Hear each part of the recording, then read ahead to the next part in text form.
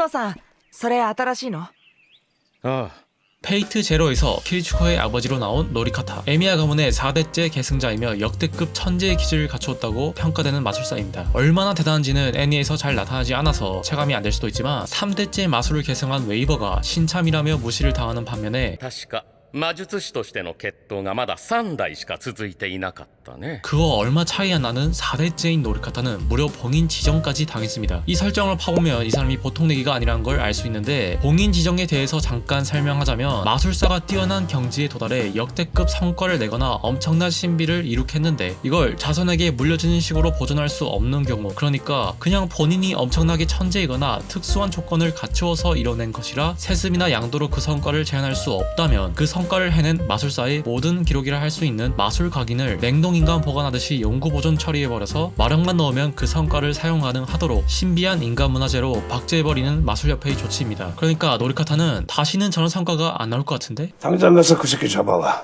같은 평가가 마술협회에서 나올 정도로 엄청난 연구 성과를 냈다는 거죠. 하지만 산채로 혹은 시체인 상태로 박제에 당하고 싶은 사람은 당연히 한 명도 없을 테니 자신이 봉인 지정 대상자라는 통보를 들으며 잡히기 싫어서 도망을 치는 게 평범한 반응이죠. 랜서 영상에서 설명했듯이 이런 봉인 지정 대상자를 잡으려고 보내는 전투원이 마술협회 소속 집행자나 나탈리아 같은 은닉의 원칙을 알고 있는 특수한 용병인데, 노리카타의 아내, 그러니까 키리츠코의 어머니는 노리카타가 한창 봉인 지정을 받고 협회의 추적을 받는 삶을 살아갈 때 사망했습니다. 아마 집행자에게 죽었을 확률이 상당히 높겠죠. 그렇다면 얼마나 대단한 연구 성과를 냈길래 봉인 지정을 당했을까요? 들으시면 조금 놀랄 수도 있을 정도의 성과인데, 애니에서 보여주는 시간대인 노리카타는 거의 모든 마술사들이 목표로 하는 근원에 닿을 방식을 이미 완성시킨 상태였습니다. 키리츠코가 보여준 것처럼 에미야 가문의 마술은 시간에 관련된 마술인데, 노리카타는 세계의 간섭을 거의 없을 정도로 최소화시킨 고유 결계를 만들고 그 결계 내부의 시간을 가속해서 시공의 최후에 도달하는 방법으로 근원의 소용돌이에 닿으려고 했습니다. 뭔가 말이 될 듯 안 될 듯한 이 작은 우주 시간 가속 방식은 근원에 닿기 위해 마술사들이 고안한 수많은 방식 중 상당히 현실적인 방법에 속한다는 평가를 받았으며 시기탑에서도 잠깐 화제가 되기도 했습니다. 마술 지식을 좀 친다 싶은 녀석들은 노리카타의 이름과 성과를 한 번쯤 들어봤을 겁니다. 아무튼 근원에 닿을 과정은 성립을 해놓았지만 노리카타는 한 가지 문제점에 부딪히게 됩니다. 시간 가속을 아무리 빨리 한다 한들 시공의 최후화되는 시간대는 매우 먼 미래에 있기 때문에 그곳에 도달하는 것을 보려면 수백 년의 시간이 필요하다는 것이었죠. 死せる運命に縛られた肉体では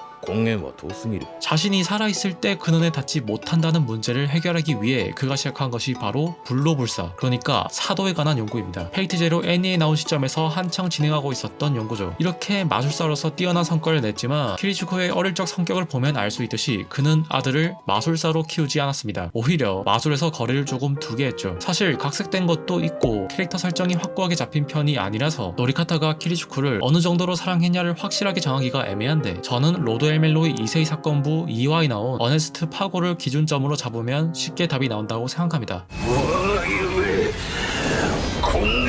이 마술사는 자손에게 근원을 맡기는 게 아니라 자신이 근원에 닿기 위해 별이 별짓을 했다는 점에서 노리카타와 공통점이 있지만, 어네스트는 자신의 딸까지 목표를 위한 부속품 취급을 했다는 점에서 부성애가 크게 갈립니다. 노리카타가 부성애가 없었다면 키리츠코가 집에 오기도 전에 선 밖으로 보트 타고 튀었겠죠. 아무튼 그렇게 아들에게 죽은 노리카타의 시체는 나탈리아가 수거해서 마술협회에 넘겨주었습니다. 넘기는 과정에서 교섭을 잘했는지 키리츠코는 노리카타의 마술 각인을 아주 일부지만 물려받을 수 있었다고 합니다. 그런데 만약 그 시체를 섬에서 협회 측에 바로 넘겨주고 교섭을 한 게 아니라면 둘이 타고 가는 보트 뒷자리에 시체가 실려있다는 소리인데, 그건 너무 잔혹한 느낌이 드는 것 같으니 섬에서 바로 교섭이 마무리되었길 바라겠습니다.